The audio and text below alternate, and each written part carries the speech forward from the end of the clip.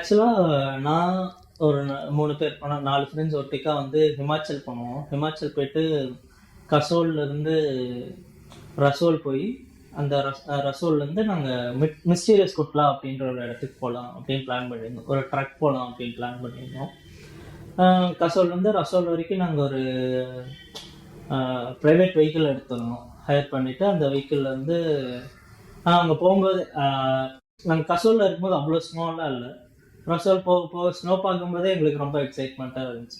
அந்த போகிற ஜேர்னியை, அந்த ஸ்னோ, அந்த ரோடு, அந்த ஸ்னோவில் போகிற அந்த பாத்து, அந்த ரோடோட வளைவு நெளிவு எல்லாம் வந்து அதுவே ரொம்ப பார்க்க ரொம்ப பியூட்டிஃபுல்லான இடத்துக்கு போகிற மாதிரி இருந்துச்சு. நம்ம ஒரு நார்மலான இடத்துலேருந்து ரொம்ப பியூட்டிஃபுல்லான இடத்துக்கு போகிற மாதிரி இருந்துச்சு. அந்த ஜேர்னியில் போயிட்டு அதுக்கப்புறம் எங்களை கொண்டு போய் ரசோலில் இறக்கி விட்டுட்டாங்க. ரசோல்ல இருந்து நாங்கள் ட்ரக் பண்ணி தான் மிஸ்டீரியஸ் குட்லா போனோம். அதை தாண்டி போனோம் ஃப்ளவர்ஸ் ஆஃப் வேலி அப்படின்னு ஹிமாச்சலில் இருக்குது. ட்ரக் பண்ணி போகிறதுக்காக என்ன பண்ணோன்னா, என்கிட்ட கேமரா பேக், நான் மட்டும்தான் பேக் நான் மட்டும்தான் நிறைய பேக்ஸ் கேரி பண்ணிட்டு இருந்தேன். நான் வந்து கேமரா பேகு, ட்ரைபாடு, அது போக என்னோட ட்ராவல் பேகு. என் ஃப்ரெண்ட்ஸ் மீதி 3 பேரும் ட்ராவல் பேக் வச்சுருந்தாங்க. எல்லாமே வெயிட்டாக தான் இருந்துச்சு. எல்லா பேக்ஸுமே வெயிட்டாக தான் இருந்துச்சு. நாங்கள் ஹோட்டல் புக் பண்ணியிருந்தோம். ஹோட்டல் நாங்கள் ரசோல் கீழே தான் இருக்கும், ட்ரக்கு தனியாக தான் போவோம் அப்படின்னு நினச்சோம். நாங்கள் ஹோட்டல் ஆர்பிஎன்பியில் புக் பண்ணியிருந்தோம். அங்கே போனதுக்கப்புறம் தான் தெரியுது அந்த ஹோட்டலே வந்து மேலே பீக்கில் தான் இருக்குது அப்படின்னு. ஏன்னா எங்களுக்கு வழி காட்டுற வரைக்கும் அந்த ஹோட்டல் வந்து இங்கே ரசோலில் இங்கே தான் இருக்குது அப்படின்ற மாதிரி காட்டுச்சு. அதுக்கப்புறம் அங்கே போய் கேட்டதுக்கப்புறம் தான் மேலே போகணும், மிஸ்டீரியஸ் குட்லான்ற இடம் வந்து மேலே இருக்குது அப்படின்னு.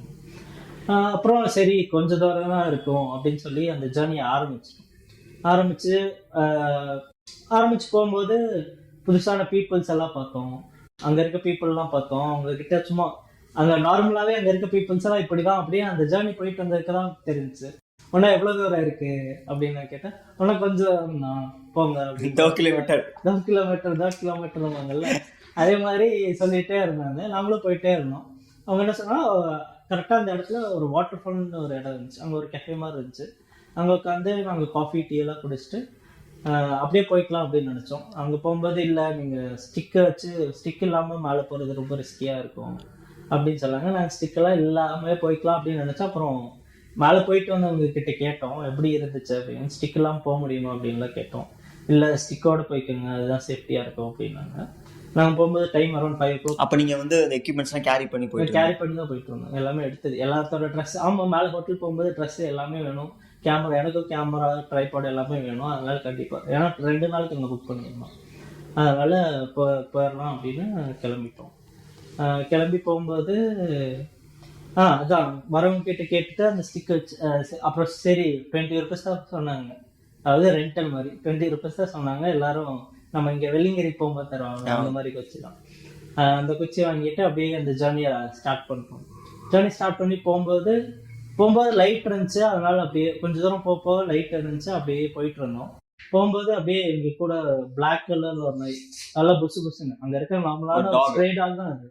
ஆனால் பார்க்கறதுக்கு வந்து நல்லா பெருசா, ரொம்ப அழகுன்றத அவன் எப்படி மீன் பண்றான்னா, எனக்கு புரிஞ்ச மாதிரி ஒரு இதில் மீன் பண்றேன். நல்லா ஹேரியா, நிறைய முடியெல்லாம் இருந்துச்சு அது. ஏன்னா அந்த கிளைமேட்டு கண்டிப்பா டாக்ஸ்க்கெல்லாம் நல்லா முடி அதிகமா இருக்கும். அந்த மாதிரி ஒரு டாக் தான் இருந்துச்சு. அது நார்மலான டாக் தானே, ஏதோ தனியான ப்ரீடு, ரொம்ப இதான ப்ரீடு மாதிரிலாம் கிடையாது. அந்த நாய் தான் ஆக்சுவலாக எங்களுக்கு வழிகாட்டுச்சு. அந்த நாயை வந்து நாங்கள் போனே, நாங்கள் எங்கேயாச்சும் ரெஸ்ட் எடுத்தோம்னா அந்த நாய் எங்களுக்காக வெயிட் பண்ணோம்.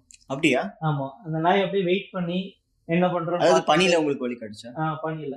அது நார்மலாகவே எங்களுக்கு மட்டும் இல்லை, நார்மலாகவே ஒரு கூட்டமாக யாராச்சும் போயிட்டு இருந்தாங்கன்னா, அந்த மலை ஏறிட்டு இருந்தாங்கன்னா அந்த மவுண்டைன் டாக்ஸ் தான். அதனால தான் மவுண்டைன் டாக்ஸ் ரொம்ப ஃபேமஸாக இருக்குன்னு நினைக்கிறேன். ஓஹோ, அது ட்ரெயின்டு டாக்ஸ் மாதிரியா? இல்லை ட்ரெயின்டு டாக்ஸ்லாம் கிடையாது, ஸ்ட்ரீட் டாக்ஸ் மாதிரி தான். ட்ரெயின் டாக்ஸ் மாதிரிலாம் கிடையாது. பட் அதுதான் வந்து என்னை பொறுத்த வரைக்கும் என்னன்னா, அங்கே போகிற வழியில் நிறைய நம்ம மாதிரி இருக்கவங்க, அவங்களுக்கு ஏதாச்சும் சாப்பாடு போடுவாங்க.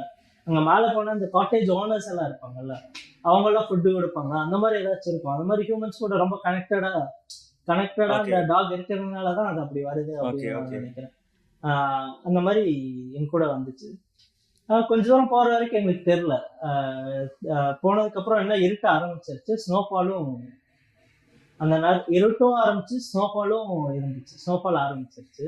நடந்து போக என்னன்னா, நான் இன்னொரு ஃப்ரெண்டெல்லாம் போயிடலாம் அப்படின்னு போயிட்டே தான் இருந்தோம்.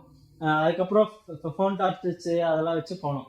ஒரு செம்ம ஏன்னா நைட் ஆகுது என்னன்னா அந்த ஸ்னோ வந்து நல்லா கல் மாதிரி ஆயிடும். கல் மாதிரி ஆச்சுன்னா என்ன ஸ்லிப்பரி ஆகும். சில்னஸ் ஆக ஆக ஃப்ரீசரில் இருக்க அந்த இதாகும்ல, எல்லாம் இறுகி அப்படியே ஸ்லிப்பரி ஆகும்ல, அந்த மாதிரி ஸ்லிப்பரியெல்லாம் ஆரம்பிச்சிருச்சு. ஸ்லிப் ஆகுது, அந்த மாதிரிலாம் கீழே விழுந்தேன், அந்த மாதிரிலாம் எந்திரிச்சு தான் போயிட்டு இருந்தோம்.